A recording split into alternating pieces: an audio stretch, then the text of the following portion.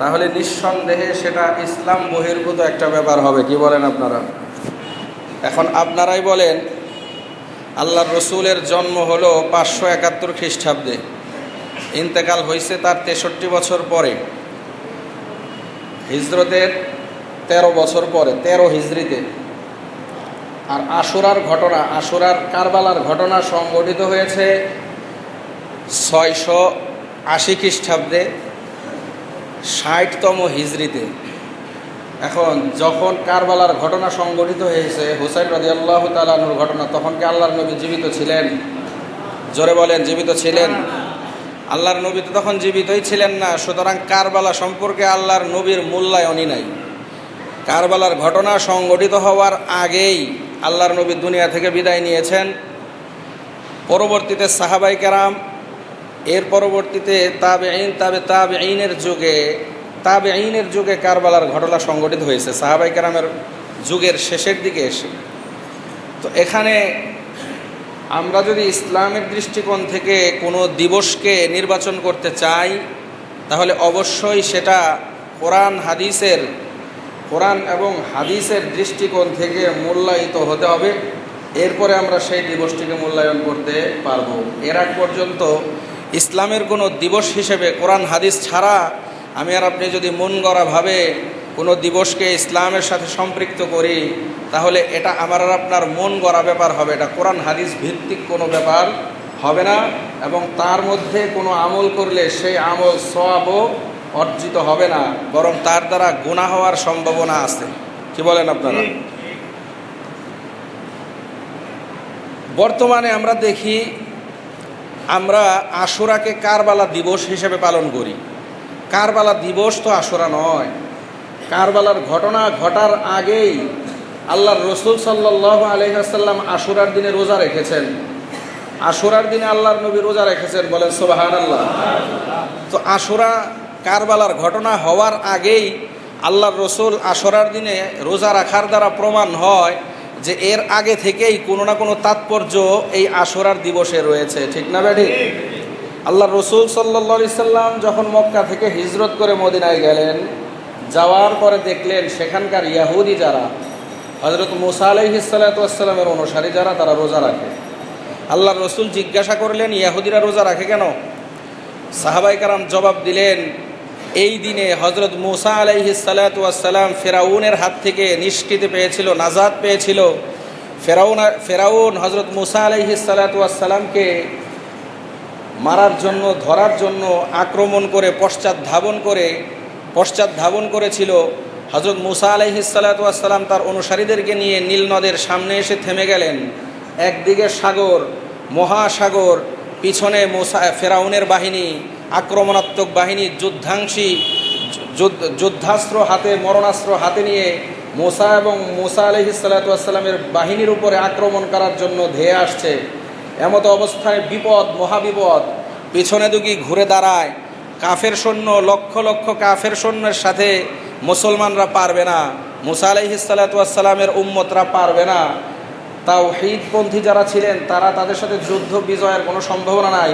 আবার সামনে অগ্রসর হওয়ার সুযোগ নাই, কারণ সামনে হলো সাগর। এমত অবস্থায় আল্লাহর পক্ষ থেকে নির্দেশ আসলো, তোমার হাতে, এ মুসা, তোমার হাতে কি? মুসা, এই হাতে আমার লাঠি, ইত্যাদি ইত্যাদি লম্বা চওড়া ঘটনা কোরআনের মধ্যে বর্ণিত হয়েছে। আল্লাহ তাআলা বললেন, তোমার লাঠি দিয়ে তুমি সাগরের মধ্যে বাড়ি মারো। মুসা আলাইহিস সালাতু ওয়াস সালাম লাঠি দিয়ে সাগরের মধ্যে, পানির মধ্যে আঘাত করার সঙ্গে সঙ্গে 12টি রাস্তা পানি সরে ফাঁক হয়ে রাস্তা হয়ে গেল মুসা আলাইহিস সালাতু ওয়াস সালামের জন্য। এই যে ফেরাউনের হাত থেকে নিষ্কৃতি পাওয়া, এটা একটা অত্যন্ত বড় ঘটনা।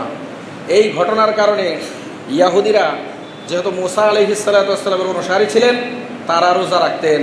তখন রাসূল সাল্লাল্লাহু আলাইহি ওয়াসাল্লাম বললেন, নাহনু আহাক্কু বিমুসা মিনকুম ফাসামাহু ওয়া সিয়ামাহু। মুসার অনুসারী হিসেবে ইয়াহুদিরা যদি রোজা রাখে, আমি মুসাকে তোমাদের থেকে বেশি অনুসরণ করব। সুতরাং এই সাহাবীরা, আজকে থেকে আমরাও রোজা রাখবো, তোমরাও রোজা রাখবে, এবং এই দিন না শুধু, সাথে সাথে আরও একদিন রোজা রাখবে। বলেন সুবহানাল্লাহ। মুসাকে তোমরা অনুসরণ করবা? তোমরা তো তোমাদের নবীকেই মানো, অন্য কোনো নবী মানো না। দুনিয়াতে যত জাতি আছে, যত ধর্মের লোক আছে, সব ধর্মের লোকেরা তাদের নিজের নবীকে মানে, অন্য কোনো নবীকে মানে না। মুসলমান জাতি একমাত্র জাতি, যেই জাতি আল্লাহ তাআলা যতগুলো নবী দুনিয়াতে পাঠিয়েছেন সকল নবীকে মানে। ঠিক না বেঠিক? জোরে বল। মুসলমানরা সব থেকে উদারপন্থী জাতি। মুসলমানদের মতো উদারপন্থী জাতি পৃথিবীতে আর নাই, ভবিষ্যতে কোনোদিন আসার সম্ভাবনাও নাই। এই উদার জাতি হওয়ার কারণে আপনি খুশি না বেজার? যদি খুশি হয় সকলে শুকরিয়া আদায় করে আলহামদুলিল্লাহ। মুসা আলাইহিস সালাতু ওয়াস সালাম আল্লাহর নবী, এটা আমরা মানি কি মানি না? কিন্তু কোন ইহুদি আল্লাহর নবী মুহাম্মদ সাল্লাল্লাহু আলাইহি সাল্লামকে নবী মানে না। মানে ঈসা আলাইহিস সালাতু ওয়াস সালাম আল্লাহ তাআলার নবী, এটা মুসলমান মানে কি মানে না? জোরে বলেন। শুধু মুসা, ঈসা, ইব্রাহিম, দাউদ, হযরত আদম নয়, শীষ নয়, যত নবী দুনিয়াতে আল্লাহ পাঠিয়েছেন সব নবীকে আমরা বিশ্বাস করি। আমরা যখন নাকি ইমানে মুজমাল পড়ি, আমানতু বিল্লাহি ওয়া মালাইকাতিহি ওয়া কুতুবিহি ওয়া রুসুলিহি, আল্লাহ তুমি যত রসুল নবী দুনিয়াতে পাঠিয়েছো সবার উপরে আমি ঈমান আনলাম। ঠিক না বেটি? এই জন্য দোস্তরা আমার, রসুল সাল্লাল্লাহু আলাইহি সাল্লাম বললেন, মুসাকে তোমরা কি অনুসরণ করবা? তোমাদের থেকে বেশি অনুসরণ আমি করব। নাহনু আহাক্কু বিমুসা মিনকুম ফাসামাহু ওয়া সিয়ামাহু, আমিও রোজা রাখবো, তোমরাও রোজা রাখো। এখন দোস্তরা আমার, আপনারা বলেন আশুরা মানে যদি বলি কারবালা, তাহলে এটা কি অপব্যাখ্যা হবে না? আশুরা মানে যদি বলি কারবালা, তাহলে এটা অপব্যাখ্যা হবে না সঠিক ব্যাখ্যা হবে? আশুরা মানে কারবালা নয়। আশুরার তাৎপর্য পৃথিবীর শুরু থেকে, সর্বপ্রথম বাবা আদম আলাইহিস সালাতু ওয়াস সালাম, ইমাম হযরত আব্দুল কাদের জিলানী, বড় পীর আব্দুল কাদের জিলানী রহমতুল্লাহি আলাইহি বুনিয়াতুত তালিবিন লিখেছেন একটা গ্রন্থ, অত্যন্ত আশ্চর্যজনক গ্রন্থ। এটা সবাই বুঝবেও না পড়লে। এই গ্রন্থের মধ্যে কিছু কথা আছে, এখানে উনি অনেকগুলো কারণ, আশুরার তাৎপর্যের অনেকগুলো কারণ বয়ান করেছেন। এর মধ্যে এক নাম্বার কারণ যিনি বলেছেন যে সর্বপ্রথম আশুরার তাৎপর্য হলো, এই আশুরার দিনে মানব জাতির আদিপিতা হযরত আদম আলাইহিস সালাতু ওয়াস সালামকে সৃষ্টি করা হয়েছে। বলেন সুবহানাল্লাহ। যেই দিনে আদম আলাইহিস সালাতু ওয়াস সালামকে সৃষ্টি করা হয়েছিল সেই দিনটি ছিল মুহররমের কয় তারিখ? জোরে কর। 10 তারিখ। হযরত আদম আলাইহিস সালাতু ওয়াস সালামকে যেদিন জান্নাত থেকে বের করে দেওয়া হলো সেই দিনও ছিল কয় তারিখ? জোরে বলেন। হযরত আদম আলাইহিস সালাতু ওয়াস সালামকে জান্নাত থেকে বের করে দেওয়ার পরে আল্লাহ তাআলার কাছে কান্নাকাটি শুরু করে দিলেন। নিজের যে ইজতিহাদি খতা হয়েছিল, এই খতার জন্য আল্লাহ তাআলার দরবারে রোনাজারি শুরু করে দিলেন, কান্নাকাটি শুরু করে দিলেন। এক পর্যায়ে আল্লাহ তাআলা হযরত আদম আলাইহিস সালাতু ওয়াস সালামকে মাফ করে দিলেন। আদম আলাইহিস সালাতু ওয়াস সালাম এবং হাওয়া আলাইহিস সালাতু ওয়াস সালামকে আরাফার ময়দানে, আমাদের বর্তমানের হাজী সাহেবেরা যেই ময়দান ঘুরে এসেছে, ওই ময়দানের মধ্যে আরাফার মধ্যে হযরত আদম এবং হাওয়া আলাইহিস সালাতু ওয়াস সালামের সাক্ষাৎ ঘটিয়ে দিলেন। ওই দিনটিও ছিল আশুরার মুহররমের 10 তারিখ আশুরা। সুতরাং মানব জাতির সৃষ্টি যার থেকে হয়েছে, মানব জাতির সৃষ্টি বাবা আদম থেকে হয়েছে। আল্লাহ কোরআনের মধ্যে ইরশাদ করেন, ওয়া ইয ক্বালা রাব্বুকা লিল মালাইকাতি ইন্নী খালিকুম বাশারাম মিন তিন فإذا سويته ونفخت فيه من روحي فقعوا له ساجدين فسجد الملائكة كلهم أجمعون إلا إبليس استكبر وكان من الكافرين। আল্লাহ তাআলা ইরশাদ করেন, আর স্মরণ করো যখন নাকি আল্লাহ তাআলা ফেরেশতাদেরকে বললেন আমি কাদা থেকে, মাটি থেকে মানুষ সৃষ্টি করব। তখন মানুষ সৃষ্টি করব, যখন সৃষ্টি হয়ে যাওয়ার পরে আমি তার মধ্যে রূহের সঞ্চার করে দেব, তার মধ্যে প্রাণ সঞ্চার করে দেব, প্রাণ দিয়ে দেব। যখন নাকি আমি মানুষের মধ্যে, মানুষ সৃষ্টি করার পরে তার মধ্যে রূহ ফুঁকে দেব, রূহের সঞ্চার করে দেব, প্রাণ সঞ্চার করে দেব, হে ফেরেশতারা তোমরা সকলে সম্মিলিতভাবে মানুষকে, আদমকে সেজদা করবা। অতঃপর সকল ফেরেশতা যখন নাকি আল্লাহ তাআলা হযরত আদম আলাইহিস সালাতু ওয়াস সালামকে সৃষ্টি করলেন, সুষম করলেন। সুষম করার পরে সকল ফেরেশতারা একত্রে বাবা আদম আলাইহিস সালাতু ওয়াস সালামকে সেজদা করলেন। বলেন সুবহানাল্লাহ। ফেরেশতারা মানুষকে সেজদা করে। মানুষের মর্যাদা বেশি না ফেরেশতার মর্যাদা বেশি? জোরে বলেন। আমি আর আপনি মানুষ না ফেরেশতা? ফেরেশতার থেকে আমার আর আপনার দাম বেশি না কম? জোরে বলেন। আরেকবার বলেন না আলহামদুলিল্লাহ। ও দোস্তরা আমার, ফেরেশতারা তাদের কোনো গুনাহ নাই, ফেরেশতারা কোনো গুনাহ করে না। লক্ষ কোটি ফেরেশতা এমন রয়েছে যারা সারা জীবন সেজদায় পড়ে রয়েছে, লক্ষ কোটি ফেরেশতা এমন রয়েছে সারা জীবন তারা তোয়াফের মধ্যে রয়েছে, লক্ষ কোটি ফেরেশতা রয়েছে শুধুমাত্র সুবহানাল্লাহ বলতেছে। এত আমল করার পরেও ফেরেশতাদের থেকে আমার আর আপনার মর্যাদা বেশি। এত আমল করার পরেও ফেরেশতার মর্যাদা বেশি হওয়ার কথা ছিল, কিন্তু আমাকে আপনাকে আল্লাহ বেশি ভালোবাসেন, এই জন্য ফেরেশতার থেকেও আমার আর আপনার মর্যাদা বেশি। ঠিক না বেঠিক? জোরে বলেন।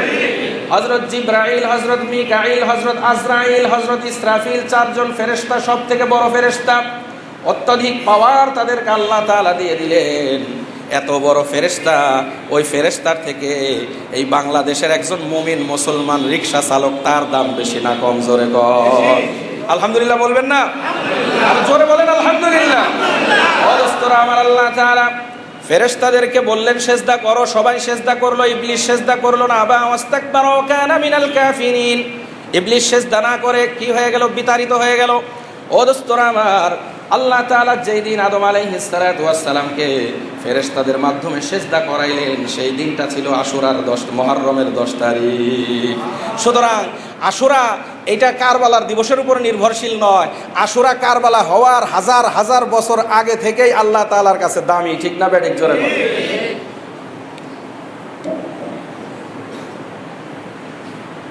হযরত নূহ আলাইহিস সালাতু ওয়াস সালাম, নূহ আলাইহিস সালাতু ওয়াস সালাম হযরত আদম আলাইহিস সালাতু ওয়াস সালামের পরের একজন নবী হলেন হযরত নূহ। এর পূর্বে আর মাত্র কয়েকজন নবী ছিলেন। পরবর্তীতে নূহ আলাইহিস সালাতু ওয়াস সালামের পর থেকে মুহাম্মদ পর্যন্ত যত নবী নূহ আলাইহিস সালাতু ওয়াস সালামের পরে এসেছে, আদম এবং নূহ আলাইহিস সালাতু ওয়াস সালাম এই দুইজনের মাঝে মাত্র কয়েকজন নবী ছিলেন। পরবর্তী যত নবী সব নবী নূহ আলাইহিস সালাতু ওয়াস সালামের পর থেকে। নূহ আলাইহিস সালাতু ওয়াস সালাম এমন একজন নবী ছিলেন, ৯৫০ বছর পৃথিবীতে জীবিত ছিলেন। ৯৫০ বছর আল্লাহ তাআলার তাওহীদের দাওয়াত মানুষদেরকে দিতেন। তাওহীদের দাওয়াত মানুষদেরকে দেওয়া সত্ত্বেও মাত্র তো ৪০ জোড়া মানুষ, মতান্তরে ৫০ জোড়া মানুষ নূহ আলাইহিস সালাতু ওয়াস সালামের দাওয়াত পেয়ে মুসলমান হয়েছিল। আল্লাহ তাআলা এটা মেনেছিল। কিন্তু নূহ আলাইহিস সালাতু ওয়াস সালামের সারা জীবন তাদেরকে দাওয়াত দেওয়া সত্ত্বেও তারা আর মুসলমান হয় নাই। নূহ আলাইহিস সালাতু ওয়াস সালাম যখন আল্লাহ তাআলার তাওহীদের দাওয়াত দিতে যাইতেন, কাফের মুশরিকরা নূহ আলাইহিস সালাতু ওয়াস সালামকে মারধর করতেন, আক্রমণ করতেন, বিভিন্নভাবে অত্যাচার করতেন, নির্যাতন করতেন। নূহ আলাইহিস সালাতু ওয়াস সালামকে পাগল বলতেন, ইট ছুঁড়ে মারতেন, পাথর মারতেন। এমন ঘটনা এসেছে, নূহ আলাইহিস সালাতু ওয়াস সালাম দাওয়াত দেওয়ার জন্য গিয়েছেন, কাফের মুশরিকরা নূহ আলাইহিস সালাতু ওয়াস সালামকে মারতে মারতে মারতে মারতে অজ্ঞান করে ফেলেছেন। এক পর্যায়ে মারতে মারতে সন্ধ্যা হয়ে গেছে, সারাদিন মারপিট চলেছে। আল্লাহর নবী দাওয়াত দিতে গিয়েছেন, তাওহীদের দাওয়াত, নিজের জন্য কিছু চাওয়ার জন্য যায় নাই, নিজের কোনো স্বার্থ উদ্ধারের জন্য যায় নাই। আল্লাহ তাআলা এক, শুধুমাত্র তোমরা এই কথা মানো, মূর্তি পূজা করো না, অগ্নি পূজা করো না। শুধুমাত্র এই দাওয়াত নিয়ে আল্লাহ তাআলার নবী নূহ আলাইহিস সালাতু ওয়াস সালাম মানুষের কাছে গিয়েছেন। যাওয়ার পরে আক্রমণ হয়েছে, মারপিট হয়েছে, মারতে মারতে সন্ধ্যা হয়ে গেছে। সন্ধ্যার সময় কাফেররা মনে করলো এই লোকটা মরে গেছে, আর মারা দরকার নাই, আর কত মারবো। সেখান থেকে তারা মারপিট বাদ দিয়ে ক্ষান্ত দিয়ে চলে গিয়েছে।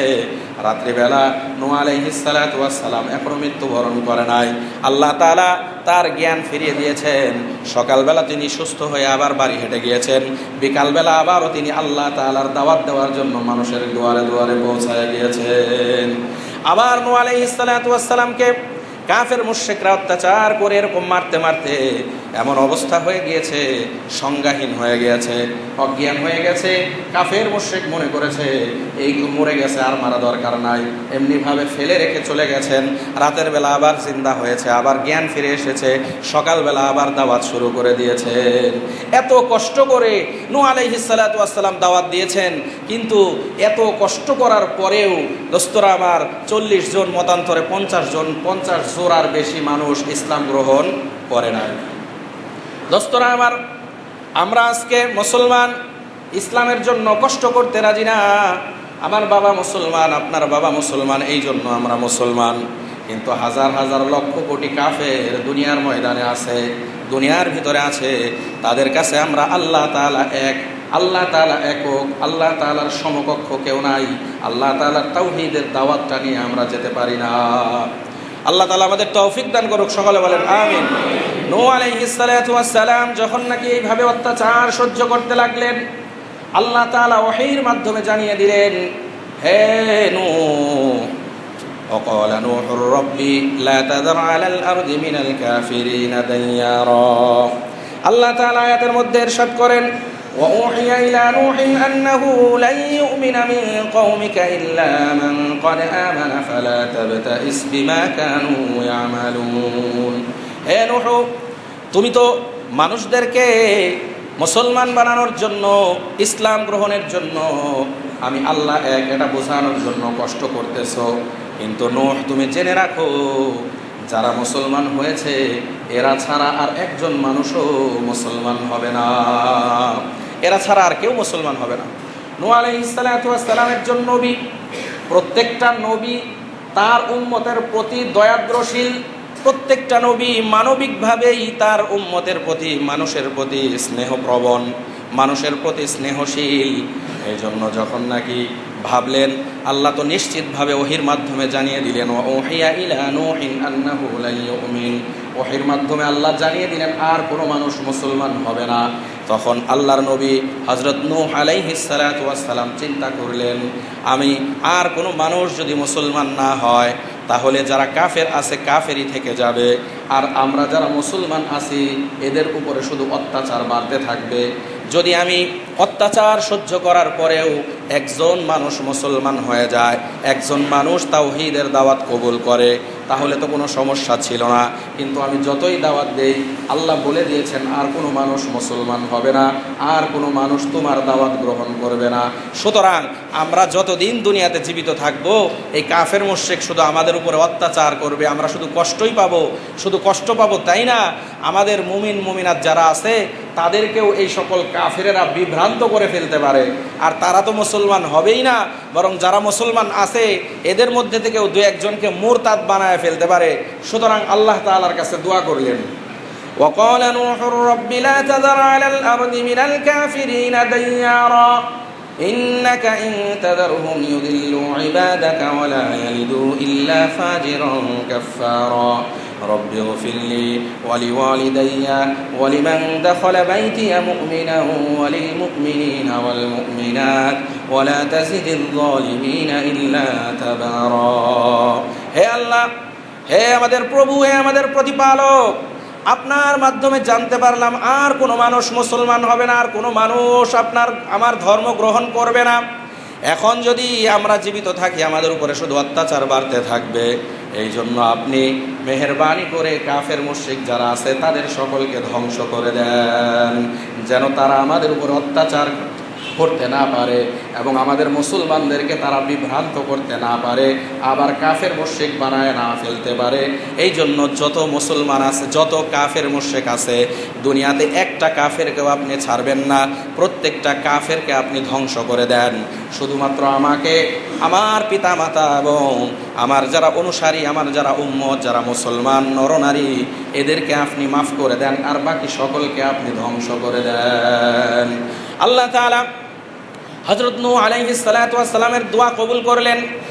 দোয়া কবুল করার পরে আল্লাহ তাআলা ওহীর মাধ্যমে জানিয়ে দিলেন, হে নূহ, আমি তোমাকে ছাড়া, তোমার পরিবারবর্গ এবং তোমার দাওয়াতে যারা মুসলমান হয়েছে এবং যারা নাকি ঈমান এনেছে, এদেরকে ছাড়া আমি আর কাউকে রক্ষা করব না।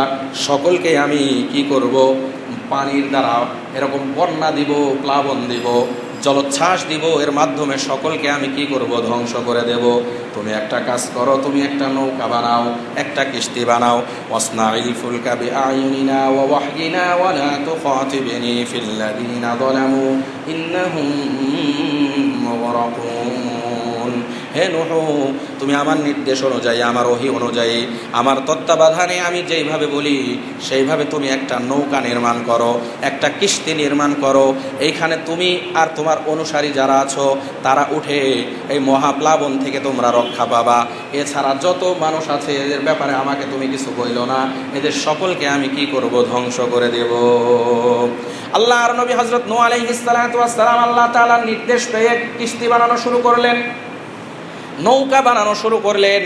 বিশাল বড় একটি নৌকা আল্লাহর নবী নূহ আলাইহিস সালাতু ওয়াস সালাম বানানো শুরু করে দিলেন।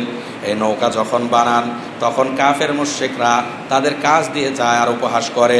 ওয়াসনাউল ফুলকা ওয়া কুল্লামা মাররা আলাইহি মালাউম মিন কওমিহি সাখিরু মিন ক্বালা ইন তাসখারু মিন্না ফাইন্না নাসখারু মিনকুম কামা তাসখারুন। যখন নাকি আল্লাহর হুকুমে নূহ আলাইহিস সালাতু ওয়াস সালাম নৌকা বানাইতেছিলেন, কিস্তি বানাইতেছিলেন, এমত অবস্থায় কাফের মুশরিকের পণ্ডিত যারা আছে, কাফের মুশরিকদের যারা লিডার কিসিমের আছে, যারা নাকি সমাজপতি, এই ধরনের লোকগুলো নূহের কাছে যাইতো আর গিয়ে গিয়ে নূহকে কি করতো, উপহাস করত। তখন নূহ আলাইহিস সালাতু ওয়াস সালাম জবাব দিতেন, তোমরা আমাদেরকে আজকে আমাদেরকে আজকে তোমরা কি করতেছো, উপহাস করতেছো, আমাদের সাথে ঠাট্টা করতেছো। শুনে রাখো, আমাদের দিন আসবে, আল্লাহ তাআলা আমাদেরকে রক্ষা করবেন, তোমাদেরকে কিন্তু রক্ষা করবেন না। আল্লাহর ফয়সালা হয়ে গিয়েছে, মহাপ্লাবন হয়ে যাবে, মহাবৃষ্টি হবে, মহাবন্যা হবে। এই প্লাবনের মধ্যে তোমরা সকলে ডুবে মরবে, তখন কিন্তু আমরা তোমাদেরকে উপহাস করব, সাবধান হয়ে যাও। কিন্তু তারা কথা শুনলো না। আল্লাহ তাআলার পক্ষ থেকে যেই সংবাদ গেল সেই সংবাদ তারা শুনলো না, বরং নূহ আলাইহিস সালাতু ওয়াস সালামকে বিভিন্নভাবে কষ্ট দিতেই থাকলো। কিন্তু নূহ আলাইহিস সালাতু ওয়াস সালাম এবং তার অনুসারীরা তাদেরকে কোনো জবাব দিল না, জবাব দেওয়ার কোনো সুযোগই নাই। মাত্র কয়েকজন মুসলমান, 40 জন মতান্তরে 50, এরা হাজার হাজার লক্ষ লক্ষ, সারা পৃথিবীতে যত মানুষ ছিল তখন সব মানুষ কি ছিল, কাফের ছিল। এই সব কাফের সাথে নূহ আলাইহিস সালাতু ওয়াস সালাম 40 জন সঙ্গী নিয়ে তাদের সাথে যুদ্ধ করলে মরণ ছাড়া কোনো পথ নাই।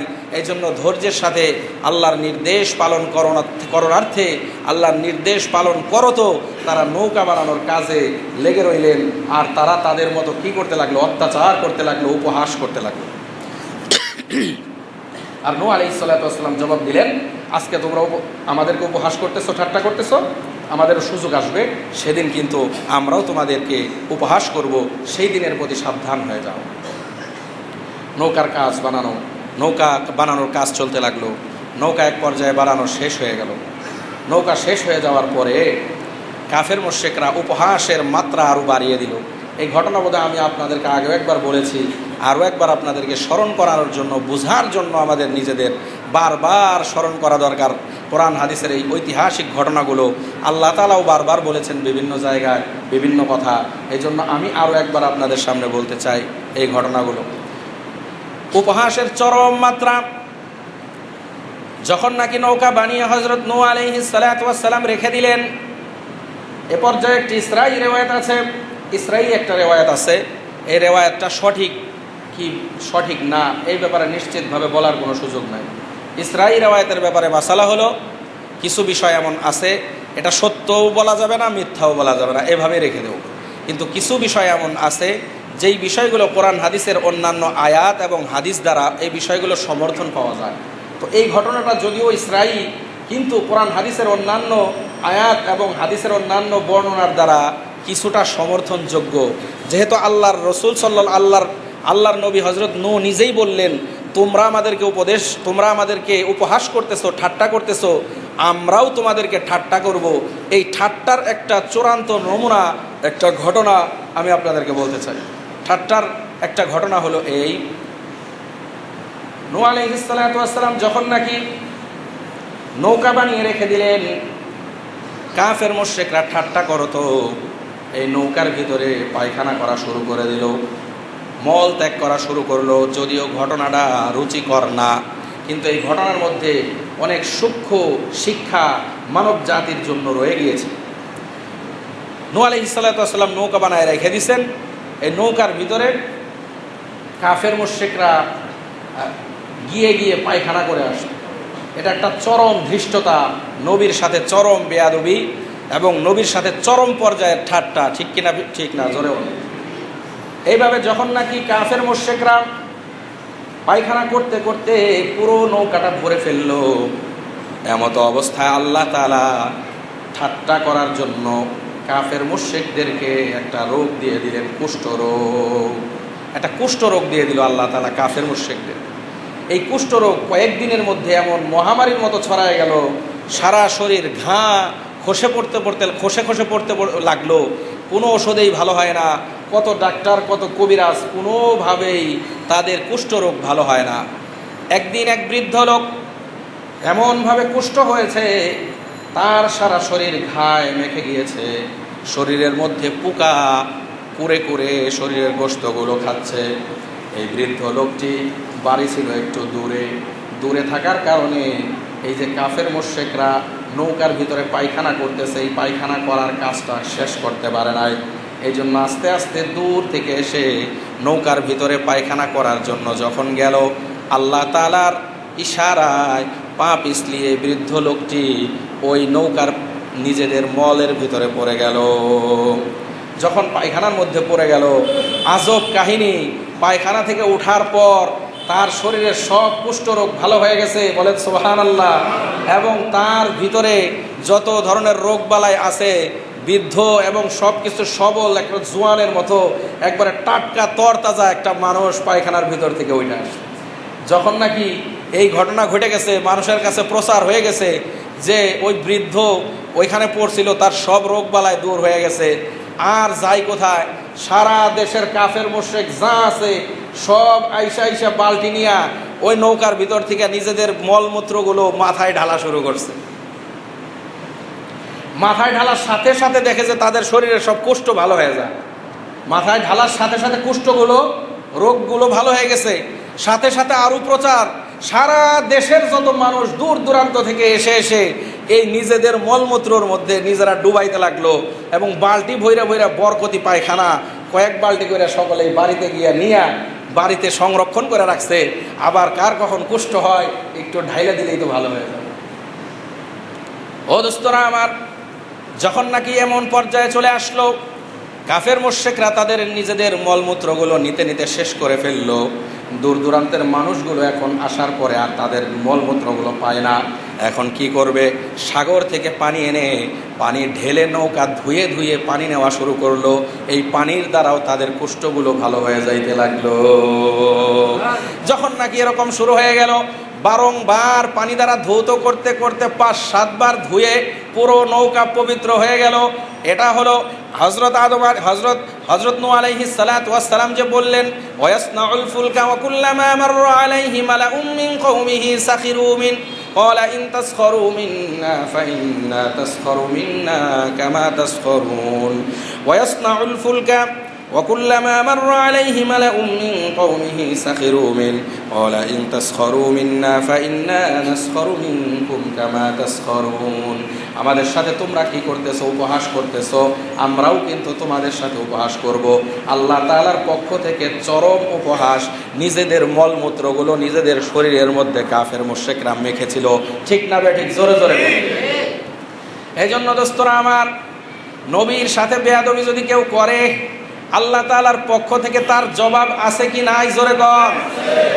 এই জন্য দোস্তরা আমার, যেই যুগে যখনই যেইভাবে নবীর সাথে বেয়াদবি করেছে, আল্লাহ তাআলার পক্ষ থেকে শাস্তি যখন এসেছে, সেই শাস্তি থেকে তাকে কেউ রক্ষা করতে পারে নাই। নৌকা পরিষ্কার হয়ে গেল, নৌকা ধৌত হয়ে গেল। এইবার আল্লাহ তাআলার পক্ষ থেকে নূহ আলাইহিস সালাতু ওয়াস সালামের কাছে নির্দেশ আসলো, বন্যা শুরু হয়ে যাবে, তাড়াতাড়ি কি করো, নৌকায় ওঠো। নূহ আলাইহিস সালাতু ওয়াস সালামকে আল্লাহ তাআলা নৌকায় ওঠার নির্দেশ দিলেন।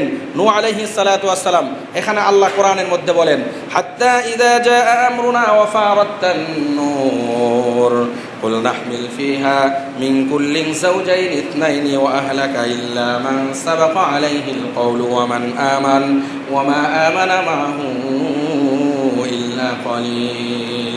আল্লাহ তাআলা বললেন, নূহ তুমি নৌকার মধ্যে উঠে যাও, নৌকা এখনই পানি শুরু হয়ে যাবে, বৃষ্টি শুরু হয়ে যাবে। তুমি কারো সম্পর্কে আমার কাছে কোনো সুপারিশ করতে পারবে না। শুধুমাত্র যারা মুমিন নরনারী মুসলমান হয়েছে, তোমার হাতে ঈমান এনেছে, এদেরকে তুমি নৌকায় ওঠাও, এবং প্রত্যেক প্রাণী জোড়ায় জোড়ায় একটা প্রাণী দুইটা নিবা, জোড়ায় জোড়ায় প্রাণীগুলোকে তুমি তোমার নৌকায় ওঠাও এবং তোমাদের ভিতরে যারা নারী পুরুষ মুসলমান মুমিন আছে এদেরকে নৌকায় ওঠাও। হযরত নূহ আলাইহিস সালাতু ওয়াস সালাম মুমিন যারা, শুধুমাত্র মুমিন যারা, তাদেরকে নৌকায় উঠাইলেন এবং কিছু পশু পাখি জোড়ায় জোড়ায় নৌকার মধ্যে উঠাইলেন। তাফসীরের কিতাবের মধ্যে পাওয়া যায় এই নূহ আলাইহিস সালাতু ওয়াস সালামের নৌকাটা 3 তলা বিশিষ্ট ছিল। ও একেবারে উপরের তলায় ছিল মহিলারা, দ্বিতীয় তলায় ছিল পুরুষরা এবং নিচের তলায় ছিল যত জন্তু জানোয়ার আছে সব জন্তু জানোয়ার জোড়ায় জোড়ায়। আল্লাহর কি মেহেরবানি, সেই জোড়ার ভিতরে হিংস্র জানোয়ার যারা ছিল আল্লাহর হুকুমে সব হিংস্রতা ভুলে একেবারে অন্যান্য প্রাণীর সাথে ভাই ভাই হিসেবে নৌকার মধ্যে উঠে গেল। বলেন সুবহানাল্লাহ। বৃষ্টি শুরু হয়ে গেল, জমিন থেকে পানি উঠতে লাগলো, আসমান থেকে আল্লাহ দরজা খুলে দিলেন, আসমানের দরজা খুলে দিলেন, বৃষ্টি বর্ষিত হতে লাগলো। অল্প সময়ের মধ্যে সারা পৃথিবী ডুবে গেল। এই নৌকার মধ্যে যারা ছিল এরা সারা পৃথিবীতে একটা কীট পতঙ্গ জীবিত ছিল না। সারা পৃথিবীর সব কীট পতঙ্গ, মানুষ জানোয়ার যা কিছু আছে সব কিছু আল্লাহ নূহ আলাইহিস সালাতু ওয়াস সালামের প্লাবন দিয়ে সবাইকে ধ্বংস করে দিল। এই নৌকা ভাসতে ভাসতে ভাসতে ভাসতে যখন নাকি 40 দিন অতিক্রান্ত হয়ে গেল, 40 দিন পরে এই নৌকাটা আল্লাহ তাআলার হুকুমে ওয়াকিলা ইয়া আরদু বিলআই মাআকি ওয়া ইয়া সামাই ওয়াকলিই ওয়াগীদাল মাই ওয়াকদিয়াল আমরু ওয়াকিলা ইয়া আরদু বিলআই মাআকি ওয়া ইয়া সামাউ আকলিই ওয়াগীদাল মাউ ওয়াকদিয়াল আমরু ওয়াস্তাওয়াত আলাল জুদি ওয়াকিলা বুদাল লিল কওমিজ জালিমিন। 40 দিন পরে আল্লাহ তাআলার হুকুমে জুদি পাহাড়ে, এই জুদি পাহাড়ের চূড়ার সাথে আল্লাহর হুকুমের নূহ আলাইহিস সালাতু ওয়াস সালামের কিস্তি গিয়ে ভিড়ল। তখন আওয়াজ দেওয়া হলো, সারা পৃথিবীর জালেম যারা আছে তারা ধ্বংস হয়ে গেছে, এখন তোমরা শুধুমাত্র এই কয়েকজন জীবিত আছো। আল্লাহ আসমানকে বললেন, আসমান তোমার পানি তুমি বন্ধ করে দাও, এ জমিন সারা পানিগুলো তুমি চুষে নিয়ে নাও। ওয়াকিলা ইয়া আরদু বিলআই, ওয়াকিলা আসমানকে বলা হলো, আরদু বিলআই জমিনকে বলা হলো। ওয়াকিলা ইয়া আরদু বিলআই মাআকি ওয়া ইয়া সামাউ আকলিই ওয়াগীদাল মাউ ওয়াকদিয়াল আমরু ওয়াস্তাওয়াত আলাল জুদি ওয়াকিলা বুদাল লিল কওমিজ জালিমিন। জুদি পর্বতে যখন নৌকা গিয়ে লাগলো, আল্লাহ তাআলা আসমানকে ডাক দিয়ে বলল, আসমান তোমার পানি ঝরানো তুমি বন্ধ করে দাও, হে জমিন তোমার বুকে যত পানি আছে তোমার পানিগুলো তুমি চুষে চুষে পানিগুলো অল্প তাড়াতাড়ি পানিগুলো শেষ করে দাও। পানি শেষ হয়ে গেল, নিঃশেষ হয়ে গেল। এবার হযরত আর আওয়াজ দেওয়া হলো, সারা পৃথিবীর জালেম সব জালেম শেষ, কাফের মুশরিক সব শেষ। এখন নবযুগের সৃষ্টি হইল। এই যে নবযুগের সৃষ্টি হলো, নব মানুষের সৃষ্টি হলো।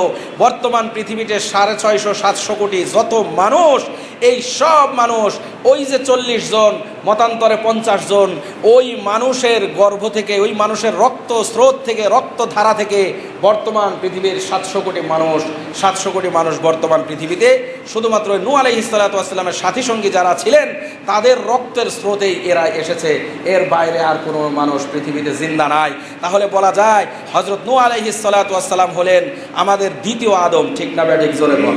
আদম আলাইহিস সালাতু ওয়াস সালাম থেকে পৃথিবীতে মানব ধারা শুরু হয়েছে, এরপরে সব মানুষ ধ্বংস করে আল্লাহ আবার নূহ আলাইহিস সালাতু ওয়াস সালামকে দ্বিতীয়বার এই সারা পৃথিবীর মানুষগুলোকে আল্লাহ তাআলা সৃষ্টি করেছেন।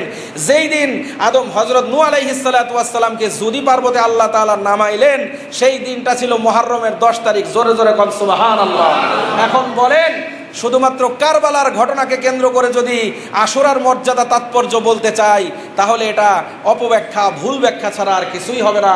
পৃথিবীর শুরুর দিন থেকেই এই আশুরার তাৎপর্য আল্লাহ তাআলা আমাদেরকে দিয়ে দিয়েছেন। সুতরাং আশুরা মানেই কারবালা, আশুরা মানেই কারবালা, এই নীতি ছাড়তে হবে। আশুরার তাৎপর্য কারবালাকে কেন্দ্র করে নয়। তবে এ কথা অনস্বীকার্য, হযরত হুসাইন রাদিয়াল্লাহু তাআলা আনহু, নবী রাসূল সাল্লাল্লাহু আলাইহি ওয়াসাল্লামের দৌহিত্র হুসাইন রাদিয়াল্লাহু তাআলা আনহু এবং সপরিবারে তাদেরকে যেইভাবে অত্যাচার করে, নির্যাতন করে হত্যা করা হয়েছে এবং এটা অত্যন্ত হৃদয় বিদারক ঘটনা। প্রত্যেকটা মুসলমানের এই বিষয়ে দিলে কষ্ট থাকা উচিত। আল্লাহর নবীর নাতি, আল্লাহর নবীর হৃদয়ের স্পন্দন, আল্লাহর নবীর হৃদয়ের কলিজার টুকরা হুসাইন রাদিয়াল্লাহু তাআলা আনহু এবং হাসানকে এত আদর করতেন আল্লাহর নবী ঘটনা বলতে গেলে অনেক সময়ের ব্যাপার, সময় নাই। দোস্তরা আমার, হুসাইন রাদিয়াল্লাহু তাআলা আনহু এবং রাসূল সাল্লাল্লাহু আলাইহি ওয়াসাল্লাম হাসান হুসাইন সম্পর্কে বলেছেন, যারা নাকি আমার এই দুই নাতিকে ভালোবাসলো তারা যেন আমাকেই ভালোবাসলো, যারা আমাকে ভালোবাসবে নিঃসন্দেহে তারা আমার সাথে জান্নাতে যাবে, বলেন সুবহানাল্লাহ। সুতরাং হুসাইন রাদিয়াল্লাহু তাআলা আনহু ইন্তেকালের দিন মুসলমানদের জন্য অত্যন্ত হৃদয় বিদারক, অত্যন্ত বেদনাদায়ক একটা দিন, কোনো সন্দেহ নাই। কিন্তু এই বেদনাদায়ক দিন হওয়ার কারণে এই দিনকে কেন্দ্র করে কারবালাকে মূল্যায়ন করা এটা কিন্তু ঠিক নয়, এটা হবে ব্যাখ্যা, ভুল ব্যাখ্যা। কারবালা এটা এমনিতেই, বরং শোনেন, কারবালার কারণে আশুরার তাৎপর্য নয়, বরং আশুরার দিনে কারবালার ঘটনা ঘটার কারণে কারবালার ঘটনার গুরুত্ব বেড়েছে। কারবালার কারণে আশুরার দিনের মর্যাদা বাড়ে নাই। কারবালার ঘটনার কারণে আশুরার দিনের গুরুত্ব বেড়েছে, ব্যাপার এমন নয়। বরং ইসলামী মনীষীরা বলেছেন যে আশুরার দিন এমন গুরুত্বপূর্ণ দিনে কারবালার ঘটনা সংঘটিত হওয়ার কারণে কারবালার ঘটনার মর্যাদাই বাড়ছে। এই জন্য দোস্তরা আমার, আশুরার দিনকে কারবালা মনে করা যাবে না। আল্লাহ রসুল সাল্লাল্লাহু আলাইহি ওয়াসাল্লাম আশুরার দিনে রোজা রেখেছেন, আমাদেরকেও আশুরার দিনে রোজা রাখা চাই। আল্লাহর নবীর অত্যন্ত বড় একটি সুন্নত। আশুরার রোজা সম্পর্কে রসুল সাল্লাল্লাহু আলাইহি ওয়াসাল্লাম হাদিসের মধ্যে ইরশাদ করেন, সুমু আশুরা ওয়া খালিফু ফীহিল ইয়াহুদা ক্বাবলাহু ইয়াওমান ওয়া বা'দাহু ইয়াওমান। তোমরা আশুরার দিনে রোজা রাখো, তবে ইয়াহুদীদের বিরোধিতা করার জন্য আগের দিন অথবা পরের দিন সহ রোজা রাখো। অর্থাৎ আশুরার দিন মুহররমের 10 তারিখেও রোজা রাখা চাই এবং সাথে সাথে আগের দিন অথবা পরের দিনও রোজা রাখা চাই। যদি রোজা রাখি তাহলে লাভ কি? সিয়ামু ইয়াউমি আশুরা আহতাসিবু আলাল্লাহি আন ইউকাফফিরা সানাতাল্লাতী ক্বাবলাহু। ইবনে মাজাহ শরীফের হাদিস। আল্লাহ রাসূল সাল্লাল্লাহু আলাইহি ওয়াসাল্লাম ইরশাদ করেন, কেউ যদি আশুরার রোজা রাখে, আমি আল্লাহ তাআলার কাছে আশাবাদী আল্লাহ তাআলা তার পিছনের জীবনের 1 বছরের সগীরা গুনাহ মাফ করে দেবেন, বলেন সুবহানাল্লাহ। এই জন্য আমরা আশুরার রোজা ইনশাআল্লাহ সকলে রাখার চেষ্টা করব। আজকে মুহররমের 7 তারিখ। আজকে মুহররমের কয় তারিখ? 7 তারিখ। 8, 9, 10 শনি রবি সোমবার দিন আশুরার 10 তারিখ হবে। এজন্য আশুরার দিন আগের দিন অথবা পরের দিন রোজা রাখা চাই। একটা রোজা, আশুরার রোজা একটা রাখা যাবে না, আশুরার রোজা 2টা রাখতে হবে। আল্লাহ আমাদের বোঝার, আমল করার তৌফিক দান করুক, সকলে বলেন আমিন। আশুরার মর্যাদা বাবা আদম থেকে শুরু করে পরবর্তীতে অনেক ঘটনা। আশুরা হলো ভাঙা গড়ার দিন। এই দিনে আল্লাহ অনেক কিছু সৃষ্টি করেছেন, আবার অনেক কিছু আল্লাহ ধ্বংসও করেছেন। ধ্বংস করা এটাও আল্লাহ তাআলার কুদরতের একটা লীলা খেলা, সৃষ্টি করাও আল্লাহ তাআলার কুদরতের একটা লীলা খেলা। এরকম হাজারো ঘটনা, অনেক সংখ্যক, মাফ করবেন হাজার না, অনেক সংখ্যক ঘটনা আছে যেই ঘটনাগুলোর কারণে আশুরার দিনের তাৎপর্য অনেক পূর্ব থেকেই রয়েছে। সুতরাং বর্তমান যুগে যারা আশুরা মানে কারবালা, আর কারবালা মনে করে হাই হুসাইন করে মাতম করে, র্যালি বের করে, ব্যান্ড পার্টি বাজায়, শরীরের মধ্যে চাবুক মারে, শরীরের মধ্যে ছুরি মারে ইত্যাদি বিভিন্ন ধরনের রং তামাশা আছে না নাই, জোরে কন? এই রং তামাশার মধ্যে কোনো মুসলমানের উচিত হবে না কোনো মুসলমান এই রং তামাশার ভিতরে শরিক হোক।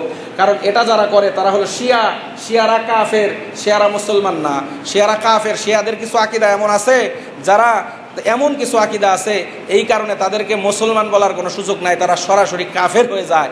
এই জন্য দোস্তরা আমার, এরার হজরত আলী রাদিয়াল্লাহু তাআলা আনহু আহলে বাইত বলে, আলী রাসূল সাল্লাল্লাহু আলাইহি ওয়াসাল্লামের পরিবারের যারা তাদেরকে আহলে বাইত বলে, আহলে বাইতকে মর্যাদা দেয়, কিন্তু রাসূল সাল্লাল্লাহু আলাইহি ওয়াসাল্লাম অন্যান্য সাহাবীর মর্যাদা তারা দেয় না। হযরত আবু বকরের মর্যাদা দেয় না, হযরত ওমরের মর্যাদা দেয় না, হযরত ওসমানকে কিছুটা দেয়, এবং আলী রাদিয়াল্লাহু তাআলা আনহুর অতি ভক্ত তারা। এই জন্য দোস্তরা আমার, এই সকল কর্মকাণ্ডে এটা ইসলামের ভিতরে নাইও। আশুরার দিনে এই কাম করতে হবে, ছুরি মারতে হবে, চাবুক মারতে হবে, তারপর হাই হুসাইন করতে হবে, মহল্লায় চান্দা দিয়ে খিচুড়ি রান্না করতে হবে, এগুলো ইসলাম সমর্থন করে না। এরপরেও যদি আমরা করতে চাই এটা আমাদের ব্যাপার, কিন্তু বুঝতে হবে এটা ইসলামে এই ধরনের কোনো বিষয় নাই। ইসলামে যেটা আছে সেটা হলো আশুরার দিন আল্লাহ রসুল রোজা রেখেছেন, আগের দিন পরের দিন সহ রোজা রেখেছেন।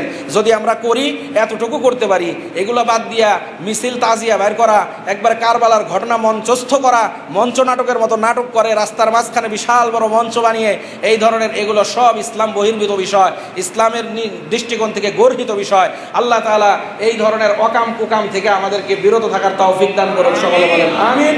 আশুরার দিন আল্লাহর রসুলের সাহাবী যেইভাবে পালন করেছেন সেইভাবে আমাদেরকে পালন করার তৌফিক দান করুন, সকলে বলেন আমিন। ওয়া মা আলাইনা ইল্লাল বালাগ। আসসালামু আলাইকুম ওয়া রাহমাতুল্লাহ।